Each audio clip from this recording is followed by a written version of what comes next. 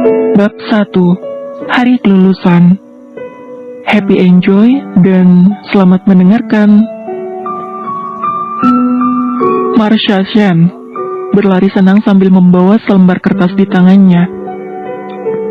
Marsha telah lulus dengan nilai bagus dan mendapatkan beasiswa belajar desain perhiasan di Milan. Meski Marsha mengalami kebisuan selektif, namun Marsha adalah murid yang pandai dari sisi akademik. Memiliki gangguan kebisuan selektif membuat Marsha hidup dalam sebuah kotak. Kotak itu tembus pandang. Seakan-akan Marsha bisa melihat keluar dan mendengar orang lain. Namun Marsha tidak bisa keluar, walaupun sudah mencoba sekeras mungkin. Menghabiskan waktu dengan mendesain perhiasan, ada hal yang bisa Marsha lakukan untuk menekan semua rasa samar sendu di hatinya. Ketika masih kecil, Marsha menyaksikan sendiri kematian orang tuanya dalam kecelakaan mobil yang meledakkan mobil mereka dan mengambil nyawa kedua orang tuanya. Ketika itu, mobil mereka kehilangan kendali, lalu menabrak pembatas jalan. Ibu Marsha langsung melempar Marsha keluar dari mobilnya sebelum mobil mereka jatuh ke jurang dan meledak. Sejak saat itu, Marsha mengalami kebisuan selektif.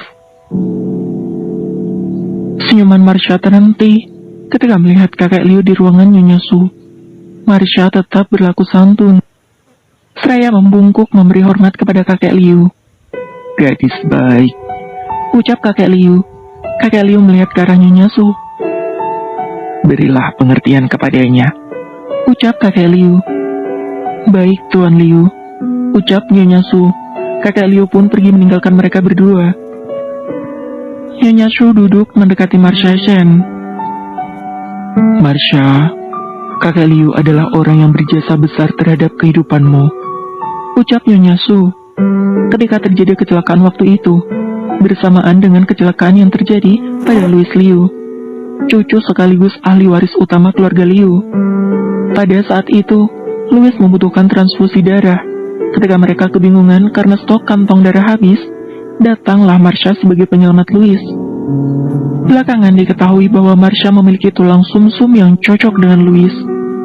Semenjak itu, semua kebutuhan dan kehidupan Marsha ditanggung oleh keluarga Liu. Bersekolah di sekolah terbaik. Di sekolah, Marsha tak banyak bicara, hanya berbicara pada orang-orang tertentu saja.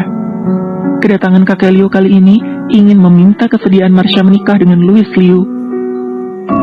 Dihantui oleh kutukan kanker darah yang selalu merenggut ahli waris keluarga Liu. Karena itu, kakek Liu menjadikan Marsha sebagai penjamin kelangsungan hidup Louis Liu. "Jadi Marsha, kau tidak bisa menolak ini," ucap Nyonya Su. Marsha menggenggam erat kertas yang ada di tangannya dan menundukkan kepalanya. Di dunia ini, dia tidak memiliki sandaran lagi. Kertas di tangan Marsha pun bentuknya sudah tak beraturan. Karena remasan tangannya, Marsha mengangkat kepalanya dan mengangguk menyetujui permintaan kakek Liu. "Bagus, kau memang gadis pintar yang penurut," ucap Nyonya Su.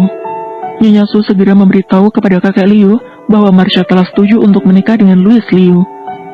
Marsha memasuki kamarnya lalu merebahkan tubuhnya di ranjang kecilnya dan mulai menangis terseduh. Demi membalas budi, Marsha memutuskan menyetujui permintaan kakek Liu. Paman dan bibi Marsha justru membuang Marsha ketika orang tuanya telah tiada. Kakek Liu berbaik hati membiayai hidup Marsha selama ini. Marsha tinggal di rumah Nyonya Su dan sedikit membantu Nyonya Su mengurus panti asuhan yang dikelola oleh Nyonya Su. Setelah makan malam, kakek Liu memanggil Louis ke ruang perpustakaan. Louis sangat marah ketika kakek Liu mengatakan pengaturannya. "Aku menolaknya," ucap Louis. "Keputusanku tidak bisa kau gugat.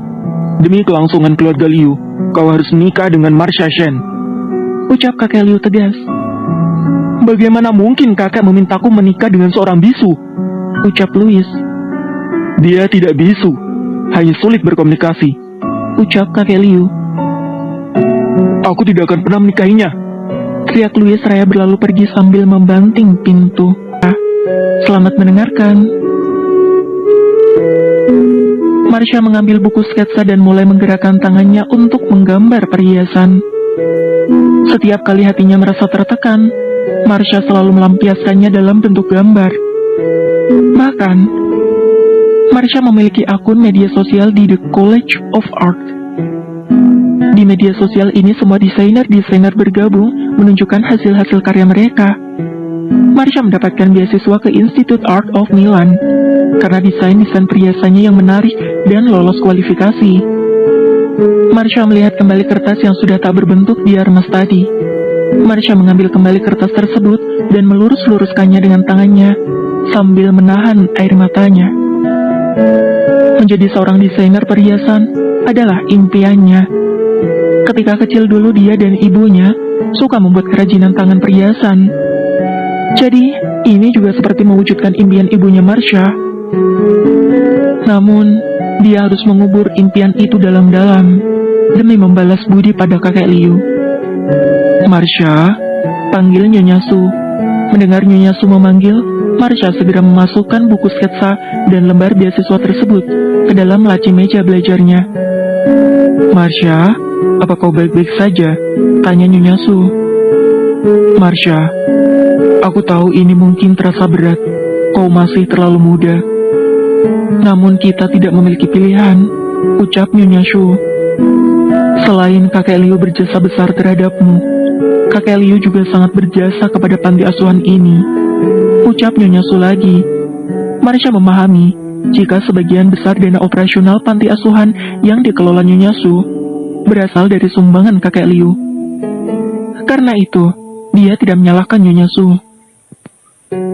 Nyonya, aku mengerti. Maafkan aku jika aku menangis karena hal ini, ucap Marsha kepada Nyonya Su. Nyonya Su tersenyum mendengar suara lembut Marsha. Nyonya Su memeluk Marsha. Kau akan selalu menjadi kesayanganku, ucap Nyonya Su.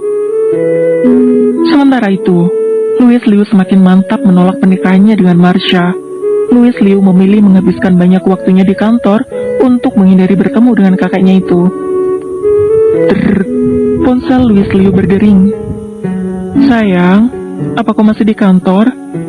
Tanya Tania Xiao. Iya, ada hal yang harus aku lemburkan, jawab Louis Liu.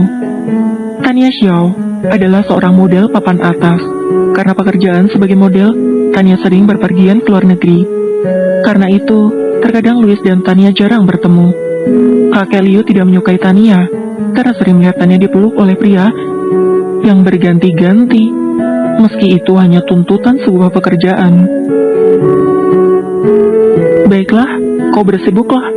Aku masih harus menghadiri perjamuan makan malam dengan klien-klien kami, ucap Tania Xiao. Louis Liu menatap ponselnya yang meredup. Dalam hubungannya dengan Tania, pekerjaan adalah prioritas Tania. Louis Liu melihat jam tangannya dan menunjukkan sudah jam 10 malam. Louis Liu memutuskan kembali pulang ke rumah. Louis berpikir kakaknya sudah tertidur, namun belum. Kakek Liu menunggu Louis pulang. Kakek, mengapa belum tidur? Tanya Louis. Duduklah, jawab kakek Liu. Asisten kakek Liu memberikan sebuah file kepada Louis. Bukalah, ucap kakek Liu. Louis membacanya dengan suksama. Kakek, apa ini maksud kakek? Mengalihkan seluruh saham yang kakek miliki untuk wanita bisu itu, ucap Louis tak percaya dengan nada marah. Jika kau tidak menikahinya, maka saham ini akan segera kualihkan untuk Marsha. Dan jika dia menikah dengan pria lain, maka saham ini otomatis juga menjadi milik pria itu, ucap kakek Liu mengintimidasi Louis. Saham yang kakek Liu miliki senilai 30%, ini senilai keuntungan ratusan triliun dari Liu Corporation. Apakah kakekku sudah mulai pikun? Pikir Louis. Pikirkanlah baik-baik, ucap kakek Liu seraya beranjak pergi meninggalkan Louis.